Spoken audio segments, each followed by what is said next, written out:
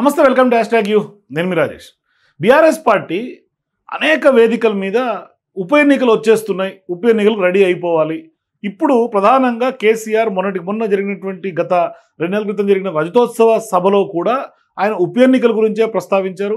ఇక కేటీఆర్ అయితే అనేక సందర్భాల్లో వర్కింగ్ ప్రెసిడెంట్గా ఆయన పదే ఉప ఎన్నికల మూడ్లో ఉన్నట్టుగా కనిపిస్తుంది. ఉప ఎన్నికల గురించి ఆయన క్యాడర్ని కొంత సన్నద్ధం చేస్తున్నారు. మరోవైపు ఖచ్చితంగా ఉప ఎన్నికలు వస్తాయి అన్న ధీమాతో నమ్మకంతో బీఆర్ఎస్ పార్టీ ఉంది.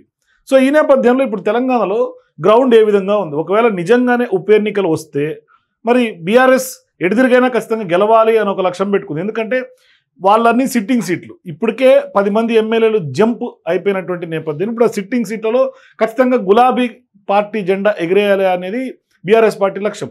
సో ఇక్కడ దాని ద్వారా హైప్ క్రియేట్ చేసుకోవాలి, ప్రజల్లో మార్పు వచ్చింది అని చెప్పుకోవడానికి బీఆర్ఎస్ పార్టీకి ఒక స్కోప్ దొరుకుతుంది అని ఒక political strategy BRS party plan చేస్తుంది. మరోవైపు కాంగ్రెస్ పార్టీ కూడా ఖచ్చితంగా అధికార పార్టీగా అధికారం మాదే ఉంది, నెక్స్ట్ 10 ఏళ్ళు మేమే, ఏది చేయాలని డెవలప్మెంట్ చేయాలంటే మేమే చేయాలి. మరోవైపు బీఆర్ఎస్ పార్టీ తెలంగాణని ఈ విధంగా ద్రోహం చేసింది, మోసం చేసింది అనేది వాళ్ళ ఎజెండాతో వాళ్ళు కూడా బలంగా ప్రజల్లోకి వెళ్తూ ఉన్నారు. సో ఇటువంటి అనేక సినారియోల్లో ఇప్పుడు తాజాగా జరుగుతున్నటువంటి వరుస బీఆర్ఎస్ పార్టీలో భేటీలు, మరోవైపు కేటీఆర్ స్టేట్మెంట్స్ ఇవన్నీ చూస్తూ ఉంటే కొంత బీఆర్ఎస్ పార్టీ బైపోల్ మోడ్లోకి ఏమన్నా వచ్చేసిందా అన్న ఒక ప్రశ్న తెలంగాణ రాజకీయ వర్గాల్లోకి కొంత విస్తృతంగా చర్చ జరుగుతుంది. మరి ఇప్పుడు అభ్యర్థుల ఎంపిక పైన కూడా కసరత్తు కొంత మొదలు పెట్టేసిందా అని కూడా అనిపించకమానదు.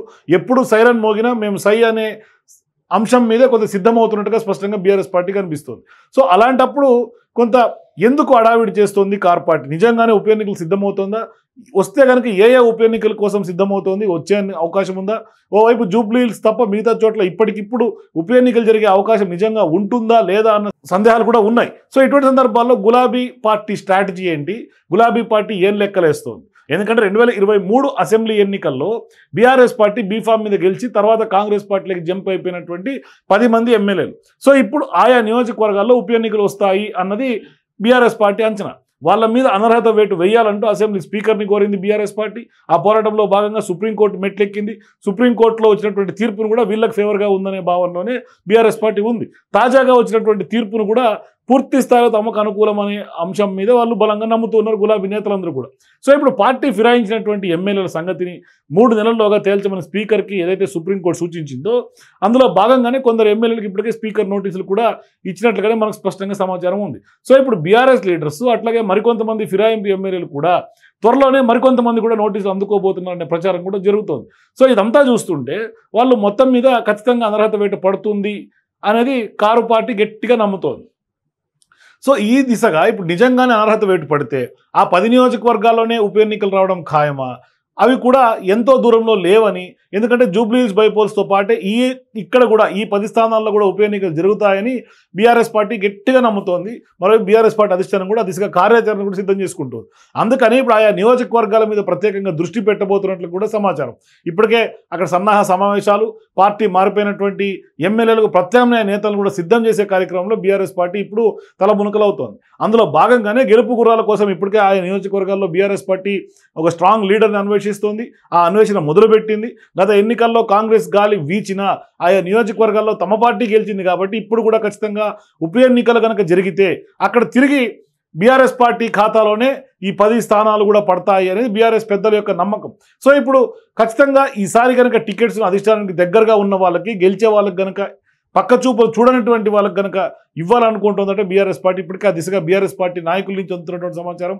సో ఇప్పుడు ఆ 10 నియోజకవర్గాల్లో అలాంటి వాళ్ళు ఎవరు ఉన్నారనే అంశం మీదనే కొంత ఫోకస్డ్గా బీఆర్ఎస్ పార్టీ వెతుకుతోంది.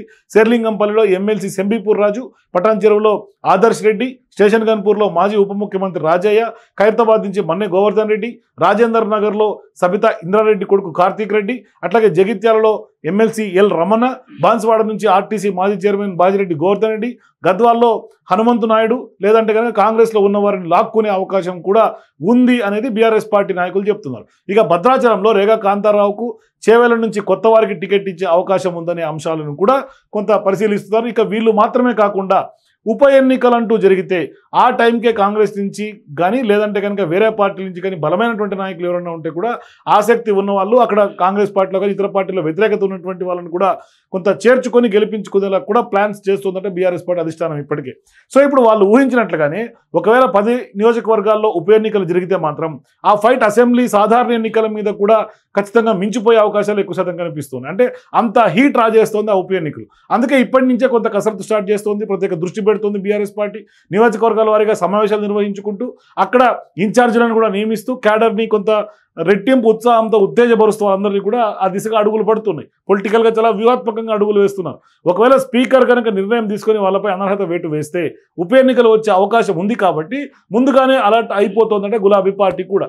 సో ఇప్పుడు ఈ ముందస్తు ఏర్పాట్లు సఫలమవుతాయా లేదా? ఎందుకంటే ఇక్కడ ఖచ్చితంగా ఈ 10 నియోజకవర్గాల్లో ఉప ఎన్నికలు కనుక జరిగితే గెలుపోవటం చాలా కీలక భూమిక పోషించే అవకాశం ఉంటుంది. అంటే ఖచ్చితంగా బీఆర్ఎస్ పార్టీ కనుక గెలుపు కైవసం చేసుకొని ఆ దిశగా వాళ్ళు అడుగులు వేసిందంత సక్సెస్గా అయితే ఖచ్చితంగా కాంగ్రెస్ పార్టీకి ప్రజల్లో వ్యతిరేకత బాగా పెరిగింది అనే ఒక ఇమేజ్ని పోర్ట్రే చేసే అవకాశాలు ఉంటాయి బీఆర్ఎస్ పార్టీ నుంచి. అంటే ఇప్పటిదాకా ఉన్నది కేవలం సోషల్ మీడియాలో క్రియేట్ చేస్తున్నటువంటి ఒక ఇమేజ్ మాత్రమే అనేది కాంగ్రెస్ పార్టీకి ఇతర నాయకులు చెప్తున్నారు. అంటే గ్రౌండ్ లెవెల్లో కాంగ్రెస్ పార్టీ చాలా బలంగా ఉంది అనేది కాంగ్రెస్ పార్టీ నాయకుల నుంచి అట్లాగే సీఎం రేవంత్ రెడ్డి గారి నుంచి ఇట్లా అందరూ కూడా చాలా బలంగా నమ్ముతూ ఉన్నారు. కానీ ఇప్పుడు కనుక అక్కడ కనుక ఆయా నియోజకవర్గాల్లో బీఆర్ఎస్ పార్టీ అభ్యర్థులు కనుక గెలిస్తే స్పష్టంగా రాంగ్ ఇండికేషన్స్ వెళ్ళే అవకాశాలు ఉంటాయి. కాబట్టి మరోవైపు సీఎం రేవంత్ రెడ్డి కూడా ఇప్పటికే వ్యూహాత్మకంగా ఆ నియోజకవర్గాల్లో కొంత లీగల్ ఒపీనియన్స్ కూడా తీసుకునే దిశగానే ఆయన కొంత సుప్రీంకోర్టు సంబంధించినటువంటి కొంతమంది అడ్వకేట్లతో కూడా కొంత సుదీర్ఘంగా ఢిల్లీలో చర్చలు జరిపినట్టుగా కూడా తెలుస్తోంది. అంటే ఆయనేమో బీహార్ ఎన్నికలకి మరోవైపు ఇతర అంశాల మీద 42% రిజర్వేషన్ అంశం మీద ఢిల్లీకి వెళ్తే బీఆర్ఎస్ పార్టీ ఈ దిశగా ప్రచారం చేస్తుంది. అంటే కేవలం ఎమ్మెల్యేలు అనర్హత వేటు పడుతుందని లీగల్ ఒపీనియన్ కోసం ఢిల్లీకి వెళ్ళారు అనే ప్రచారం బీఆర్ఎస్ పార్టీ చేస్తోంది సోషల్ మీడియా వేదికల ద్వారా, లేకుంటే కొంత ఆ దిశగా ప్రచారం కల్పిస్తోంది పొలిటికల్ వర్గాల్లో. కానీ ఇక్కడ సీన్ కట్ చేస్తే ఇప్పుడు రేవంత్ రెడ్డి కనుక 42% రిజర్వేషన్లు కనుక స్థానిక సంస్థల ఎన్నికల్లో కనుక ఆయన అమలు చేసి తిరిగితే ఖచ్చితంగా క్రెడిట్ సీఎం రేవంత్ రెడ్డికి కాంగ్రెస్ పార్టీకి ఉంటుంది. ఇప్పుడు దేశంలోనే తెలంగాణ రోల్ మోడల్గా స్పష్టంగా ఇప్పుడు నిలబడుతున్నటువంటి పరిస్థితి. ఇప్పుడు 42% రిజర్వేషన్లు కాంగ్రెస్ పార్టీ తరఫున ఇస్తూ ఉన్నారు. ఇప్పటికే బీజేపీ కూడా ఆ లైన్లోకి రావాల్సినటువంటి పరిస్థితి ఉంది బీసీ రిజర్వేషన్ అంశంలో.